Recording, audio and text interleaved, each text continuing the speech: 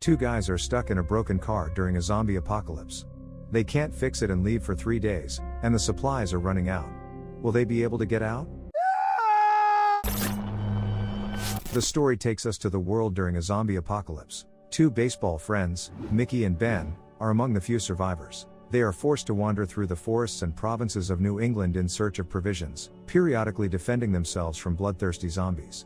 In reality, the post-apocalyptic world turns out to be very boring, and most of the time the guys have nothing to do. Ben adapted to the new reality faster than his friend. He learned how to kill zombies and get food with improvised means. Mickey, on the contrary, is afraid to take up arms and prefers to disconnect from reality with the help of music in his headphones. During another sortie, the guys find an abandoned car. A zombie woman climbs out of the driver's seat, but Ben reacts instantly and shoots her in the head. The guys are lucky, the car immediately started up and now they will be able to continue their forced journey on wheels. Mickey offers to stop by his ex-girlfriend's house to look for provisions there. As Ben searches the house for zombies, Mickey gets nostalgic in his former lover's room. He takes a new disc from her dresser for his player, after which he smells her clothes and perfume. Ben, on the other hand, chooses only what can be useful to them on the way, and thus finds 2 battery-operated walkie-talkies among the things.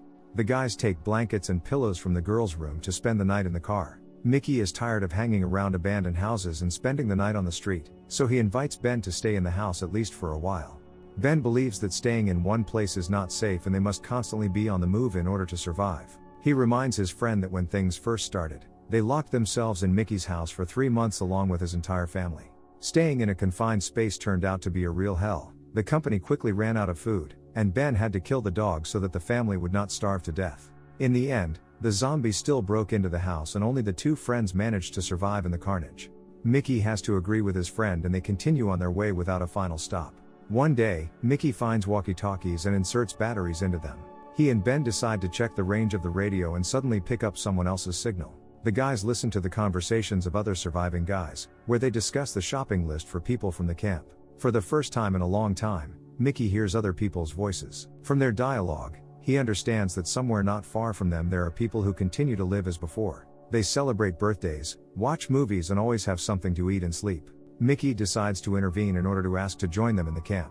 A male voice from the radio rudely answers him so that he does not clog the airwaves and says that there is no place for them in the camp. The voice also asks the other person, named Annie, to stop any contact with the guys. In desperation, Mickey tries to negotiate with the strangers, but they cut off the connection. Ben calmly accepts what happened and offers to forget about this conversation, but his friend cannot accept the refusal and continues to try to contact Annie. Ben is ironic about Mickey's actions. He tells his friend that he is too romantic about the stranger and hopes in vain that she will turn out to be a sultry beauty from the films who will save him from the zombie invasion. Ben, on the other hand, is more realistic and advises Mickey to follow his example in order to survive. Friends arrive at an abandoned motel. Mickey goes to check the building and quickly regrets it. Zombies were locked in one of the rooms. Ben has to take the hit again and protect them from the dead. He tries to persuade his friend to join him and learn how to kill zombies, but he does not see the need. Soon Mickey gets a chance to face the zombies one-on-one. Ben goes for a swim while Mickey is fast asleep in the car. Because of this, he does not hear how the girl's corpse is approaching the car. The zombie comes very close and makes awkward attempts to get inside, from which the guy finally wakes up. Mickey is very scared and does not know what to do next and how to defend himself. He finds himself alone with a zombie for the first time, so he desperately tries to shout for Ben to save him. After watching the actions of the corpse for some time, the guy realizes that she does not understand how to get inside and can rub against the car forever. Then the guy realizes that even though what's in front of him now is a zombie, she used to be a pretty girl. Since Mickey has spent many months without intimacy, he decides to take advantage of the situation and satisfy his needs by looking at the girl. The climax of their romantic moment is interrupted by Ben, who returns to the car and shoots the zombie in the head. Every day the tension between friends increases. They set off again and search the abandoned houses. At some point, Mickey loses his temper and tells his friend that they will stay overnight at the house. Ben makes concessions, but in return takes the player from Mickey. He explains this by saying that Mickey runs out of all the batteries and puts their lives in danger, because he might not hear the approach of the zombies because of the loud music. Ben tries to explain to his friend that they should work as a team and help each other survive. After his friend's words, Mickey freaks out again and leaves. In the room, Mickey tries to contact Annie again.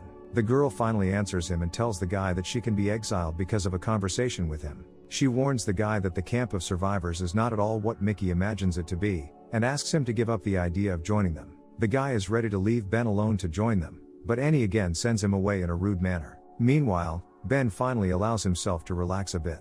He turns on the player at full volume, drinks and dances with a gun. In the middle of the night, he hears suspicious sounds outside the house and takes zombies hostage. Ben decides to give his friend an extreme survival lesson. He leaves a bat next to the sleeping Mickey, launches the captured zombie into the room and closes the door. Awakened, Mickey begs his friend to let him out, but Ben insists that he deals with the zombies with a bat. For some time, Mickey's frightened screams and the sound of blows can be heard from the room. Ben carefully opens the door and sees his friend breathing heavily, completely covered in zombie blood. Angry, Mickey rushes at his friend and beats him up. Despite this, Ben is happy that Mickey was finally able to stand up for himself and kill the Walking Dead for the first time. Mickey tells his friend about his conversation with Annie and that she asked him to forget about the camp. Having lost hope for a normal existence, the guy begins to cry. Ben calms him down and they go on their journey again, enjoying the beautiful nature and finding entertainment around them.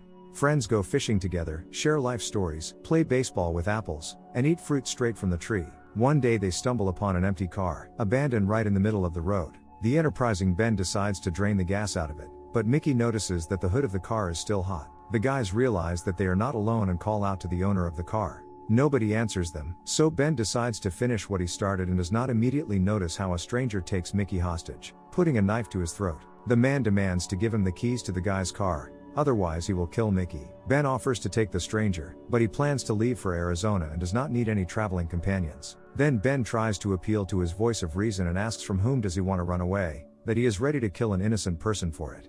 The stranger says that some people promised to let him go and provide him with provisions and his own truck if he worked for them all winter. But these people lied and now he needs to run so that they do not get to him. The man gets angry again and starts threatening to cut off Mickey's eye. To calm him down, Ben says that the keys are in the car's ignition.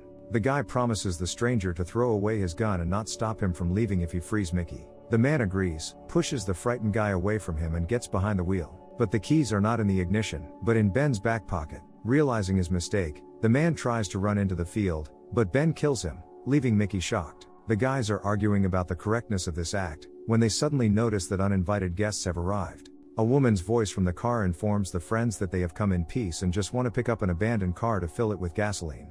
Mickey sees nothing wrong with this, while Ben remains alert and points a loaded gun at the stranger's car. A pretty girl comes out of it and a big man with a gun in his hands. She orders the assistant to grab a canister instead of a gun and together they come closer to the guys. The girl asks the guys who was driving the car and Ben lies that the driver was bitten by a zombie and therefore had to be killed. The stranger continues with the conversation and asks if this man said something about himself and where the car came from.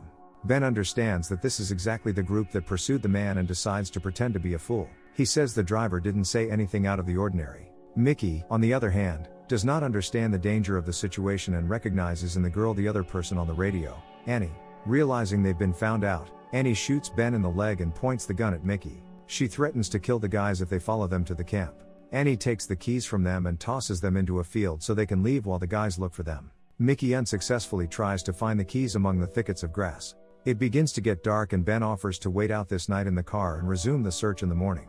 In the middle of the night, Mickey hears a suspicious noise. They turn on the headlights and see that a crowd of starving zombies is moving towards them. Because of the injury, Ben cannot go far, so the friends become hostages of the car. By morning, the car was surrounded on all sides by the dead.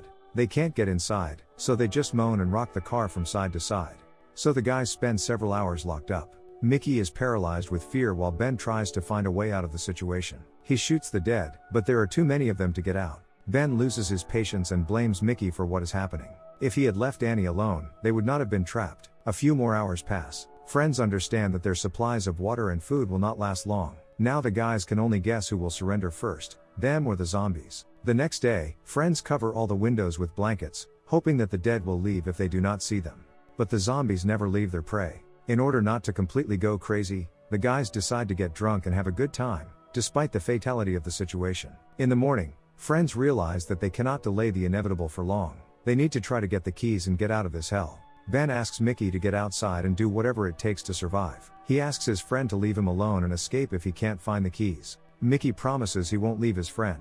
Having smoked his last cigarette, he climbs out through the hatch to freedom. For Ben, the most agonizing time of his life begins. He spends long minutes that seem endless to him waiting for his friend. The guy is almost losing hope, when suddenly he hears a knock from above. Filled with joyful excitement, he opens the hatch and lets Mickey inside. He asks his friend if he was able to find the keys, but notices that something is wrong with him. Mickey shows his bloodied hand and Ben realizes he's been bitten by a zombie. At this moment, the last hope dies inside Ben. Mickey in tears asks his friend what to do, but he has already made the only right decision. Ben shoots Mickey right in the head, then screams in pain, tearing him apart from the inside. Ben spends the next few days in prostration, trying to recover from the death of his only friend. After some time, he communicates by radio with Annie. The guy tells her about the trick they did to escape from Mickey's parents' house. The guys lured the zombies to one side of the house and let them in, while they themselves got out the other side. Ben tells Annie that he will try to repeat this trick. If he survived, he would find her and put a bullet in her head.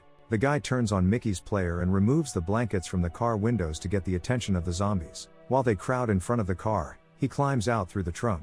At the end of the story, we see Ben limping down the road. He was left alone without provisions and weapons, and a crowd of hungry zombies follows him on his heels. But now the guy has a conscious goal that moves him forward. He is going to avenge the death of his best friend.